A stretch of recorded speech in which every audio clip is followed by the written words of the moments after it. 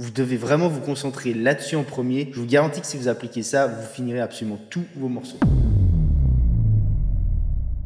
Commencer des morceaux, commencer des titres, c'est la partie la plus fun, c'est la partie la plus créative. On est souvent super inspiré, on commence un track, ça fuse. Mais arrivé à un certain point, on va commencer un peu plus peiner parce que ça va, on va pas se mentir, devenir un peu plus du travail et un peu moins du fun. Résultat, la plupart du temps, on a beaucoup de projets qui finissent comme ça sur des disques durs sans jamais être terminés. On a des super idées qui commencent, mais on a de la peine à terminer. C'est un des plus gros pains en vrai des gens dans la production de musique. C'est vraiment quelque chose que je vois de manière récurrente chez mes étudiants, etc. Et dans cette vidéo, je vais vous donner des vraies solutions concrètes à appliquer pour finir enfin tous vos morceaux. Avant qu'on commence les gars, si vous voulez des mails quotidiens de vrais tricks et tips, des sortes de petits articles de grosse qualité que je délivre quotidiennement, exclusivement par mail, vous pouvez vous inscrire à ma mailing list. En plus de ça, vous recevrez une formation 100% gratos ainsi que 300 sérums presets. Si ça vous intéresse, je vous mets tous les liens en dessous dans la description. Alors la première chose que vous pouvez faire les amis pour vraiment finir tous vos morceaux, la plupart du temps, quand vous galérez à finir des morceaux, c'est souvent relié à l'arrangement. C'est-à-dire que la plupart du temps, on a le fameux trick de partir d'une grosse loupe, on a une idée, on a un truc qui tourne, mais à partir de là, on a de la peine à développer ça et on a de la peine à en faire un morceau concret. Donc le premier truc que vous pouvez faire les amis, c'est vous baser sur une référence. Choper des tracks qui ressemble à votre morceau, que vous aimez bien. Importez ça dans votre dos. Time stretcher ce titre à la grid de votre dos. Comme ça, vous avez clairement le même tempo. Vous êtes à la grille. Et de ce fait, créez un squelette d'arrangement à partir de là, en vous plaçant des marqueurs et essayez ensuite de prendre votre base que vous avez, votre idée de base, et de l'adapter à cet arrangement. Ça va vous donner une structure et une sorte de point de départ sur lequel vous pourrez vous appuyer pour commencer à structurer votre morceau. C'est la première chose que vous pouvez faire. Ça va vous aider vraiment à avancer dans l'arrangement. N'ayez pas peur de copier réellement l'arrangement parce qu'en réalité, même si vous copiez, quand je parle de copier, qu'est-ce que je veux dire? Par exemple, vous analysez l'arrangement en référence et vous voyez que par exemple dans l'intro, ok, j'ai un élément qui joue, par exemple mon kick filtré, à partir de là, je peux faire la même chose et là j'ai un élément qui rentre, ok, c'est un élément rythmique. Pareil, amenez un élément rythmique. Je vois qu'après j'ai peut-être un pré-drop, et ben faites votre pré-drop. Je vois que j'ai un élément qui arrive, c'est peut-être un synthé qui arrive de manière filtrée, etc. Faites la même chose. Vous voyez ce que je veux dire? Copiez l'arrangement par élément comme ça. En tout cas, commencez par ça et vous allez voir qu'après, instinctivement, en fait, il va y avoir des choses que vous changez. Il va y avoir des choses qui vont évoluer et qui vont se différencier naturellement sur de votre arrangement référence. Mais ça vous aide à débloquer, entre guillemets, la page blanche. C'est un petit peu le même principe où vous partez d'un truc, vous ne savez pas comment avancer. Et ben, ça vous donne un guide pour accélérer ce processus et cette étape, en fait. Une autre technique toute simple, mais qui, mine de rien, fait ses preuves, c'est de vous fixer des deadlines. Quand vous produisez, quand vous fixez un objectif, parce qu'au final c'est un objectif, vous vous dites ok, je me fixe 1 semaine, 2 semaines, 3 semaines, 1 mois, peu importe, mais fixez-vous une deadline et forcez-vous à essayer de respecter cette deadline. Ça va marcher parce qu'en fait ça vous donne un cadre et ça vous aide en réalité à visualiser un petit peu les étapes, le temps que vous allez mettre à faire les choses et la contrainte de temps va vous forcer un petit peu à commit et à prendre des décisions. C'est aussi ça le but. Donc voilà, fixez-vous des deadlines, dites-vous ok, je me laisse 2-3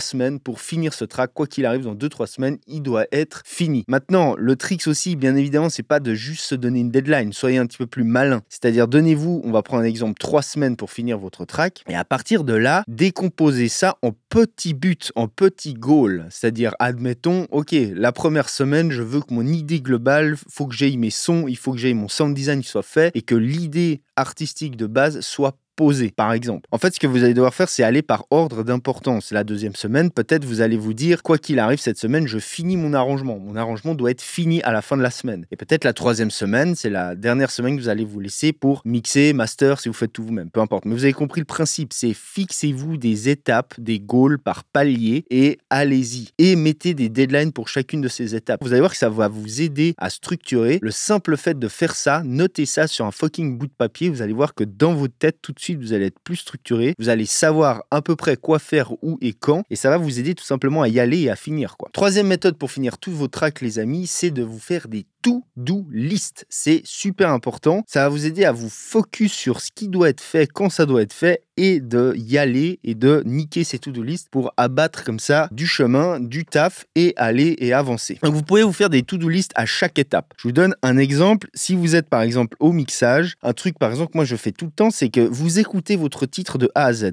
Mais quand vous écoutez vraiment du début à la fin. Vous ne vous arrêtez pas sur des petits détails où genre vous playez juste l'intro puis au bout d'un moment vous arrêtez puis non. Vraiment, vous jouez tout de A à Z du morceau. Et pendant que vous faites ça, vous écoutez attentivement, vous vous concentrez vraiment sur la musique globalement dans son ensemble et vous notez sur un bout de papier, sur un iPad, sur ce que vous avez envie, mais vous notez, vous faites une liste de tout ce qui ne va pas, ou en tout cas de tout ce que vous avez envie de faire dans votre mix. Une fois que l'écoute a été finie, vous avez une liste claire de choses à faire. Vous faites ces choses une à une, sans réfléchir, entre guillemets. C'est-à-dire qu'à chaque fois, voilà, vous savez quoi faire, vous focussez sur chaque tâche et vous la battez. Bim, vous la tracez. Puis vous allez voir, c'est kiffant de tracer des trucs quand on l'a fait. C'est satisfaisant. Une fois que vous êtes arrivé au bout de votre liste, vous recommencez ce processus. Vous réécoutez tout de A à Z d'une traite en vous concentrant, vous renotez ce qui va pas. Vous allez voir que plus vous avancez, plus normalement, vous avez moins de choses à noter, vous allez entendre de moins en moins de choses qui vous gênent et plus vous devez arriver gentiment à un stade où en fait vous allez tout écouter et vous dire ok,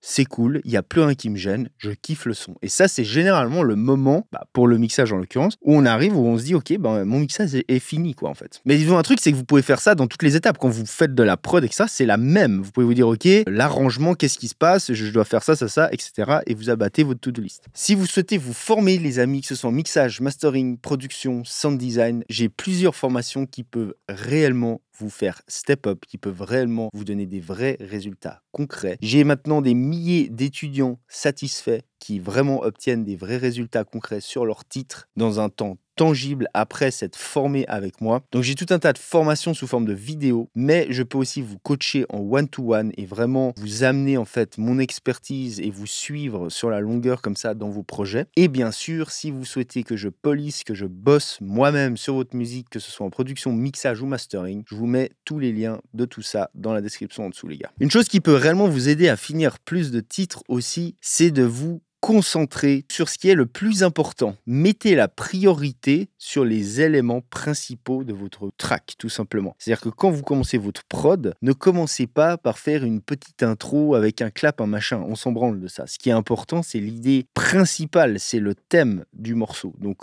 focussez-vous là-dessus dès le début. Vous allez voir qu'en fait, ça va réellement vous aider parce que si vous avez ça dès le début, après, de structurer, c'est beaucoup plus simple. Alors que si vous commencez, admettons, par une intro, un machin qui est super, certes, ou un break, c'est beaucoup plus dur ensuite d'aller dans l'autre sens. Globalement, commencez un petit peu par créer le moment le plus intense, entre guillemets, de votre track, par créer là où il y a tout. C'est plus simple d'aller dans ce sens et de devoir rebaisser en intensité que de faire l'inverse, que de partir à un moment moins intense et d'aller monter en intensité. Les deux peuvent être faits, bien sûr, mais je pense que c'est quand même plus simple de partir du plus intense en allant vers le moins intense. Et globalement, ça veut dire se concentrer sur l'idée principale, sur les éléments qui font ancrage dans votre prod en premier et ensuite aller dans la fioriture, dans le détail. Ça paraît logique, mais je vois trop de mecs en fait qui font les choses dans le mauvais ordre et après c'est sûr que c'est bien plus compliqué à finir derrière. Vous devez vraiment vous concentrer là-dessus en premier. Je vous garantis que si vous appliquez ça, vous finirez absolument tous vos morceaux. On peut résumer en vrai la production, le mixage, tout ça, on peut résumer ça à une suite de décisions à prendre. Ces décisions, le plus tôt vous les prenez, le plus vite vous les prenez, la plupart du temps, le mieux c'est. Vous devez être capable en fait de développer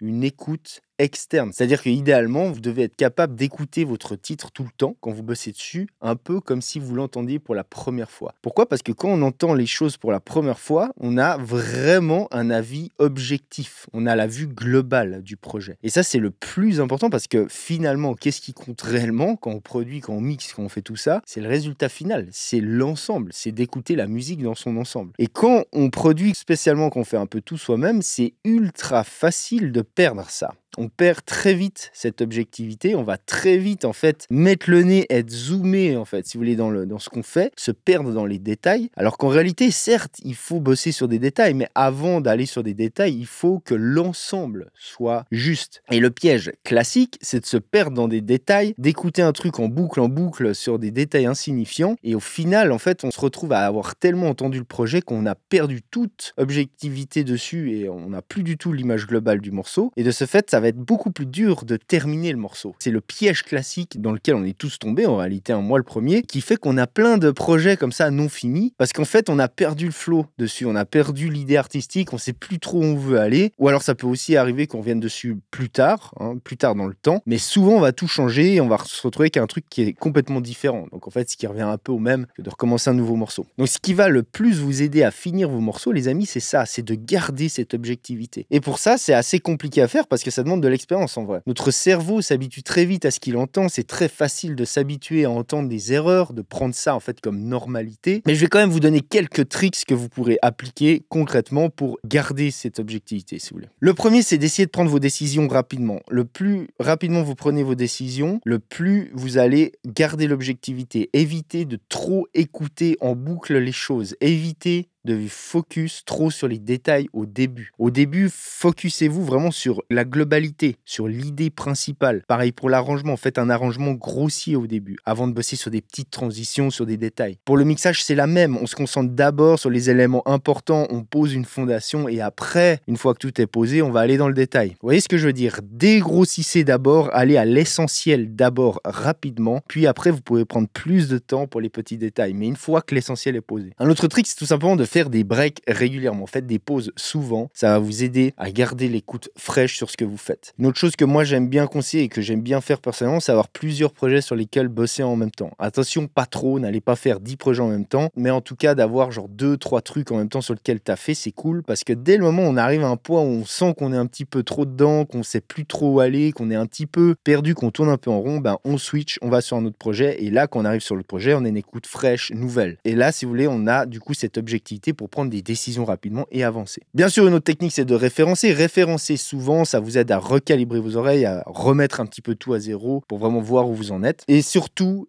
j'insisterai jamais assez là-dessus, j'en ai déjà parlé dans plein de vidéos, mais je le répète parce que c'est très important. Vous devez commit vos décisions. Arrêtez de repousser des décisions. Prenez des risques, prenez des décisions tout de suite. Genre quand on enregistre, choisissez déjà un son à l'enregistrement, faites votre son à l'enregistrement. Ne vous laissez pas tout le temps 15 milliards de possibilités et ne vous laissez pas tout le temps l'option de revenir en arrière. Je sais que ça peut paraître contre-productif, mais je vous garantis que vous allez mieux apprendre en committant, désolé pour le franglais, vos idées dès le début, quitte à faire des conneries, à plus pouvoir revenir en arrière et à même merder à certains moments. Ça va mieux vous apprendre, vous allez plus apprendre tout ça, vous allez plus en tirer de bénéfices parce que quand vous allez merder, c'est là que vous apprenez. Si vous laissez toujours le bénéfice du doute, si vous laissez toujours l'option de revenir en arrière, en réalité, vous faites jamais rien. Vous êtes tout le temps dans l'à peu près, dans le je suis pas sûr, je vais ici, je vais là, mais je peux toujours revenir en arrière. Et c'est la recette parfaite pour ne pas finir. Quand on commit, on avance. Une fois que, en fait, quand on parle de commit quelque chose, je sais pas comment vous traduire ça en français en vrai, mais c'est comme si vous allez figer une décision. C'est vraiment, vous prenez une décision, vous dites, ok, ça, c'est commit. C'est comme ça, je ne reviens plus dessus et j'avance. En réalité, c'est vraiment cet état d'esprit qu'il faut avoir. Bien entendu, ça demande de l'expérience pour le faire bien, mais vous allez mieux apprendre comme ça. C'est le bon état d'esprit à avoir plutôt qu'en vous laissant toujours 1000 options. Soyez sûr de vous, c'est pas grave si vous merdez. Faites vos choix, appliquez vos décisions, faites vos erreurs et c'est comme ça que vous apprendrez. Donc voilà, avec tout ce que je vous ai dit là, sincèrement, vous avez de quoi maintenant finir vos titres. Il n'y a plus qu'à appliquer, à mettre ça en pratique et de vous faire la main là-dessus et de faire tout simplement. C'est en forgeant qu'on devient forgeron, comme on dit. Si vous voulez d'autres vidéos de ce genre-là, je vous propose ces playlists. Les gens, c'était Igor Choy. Sur Studio, je vous dis à plus. Ciao.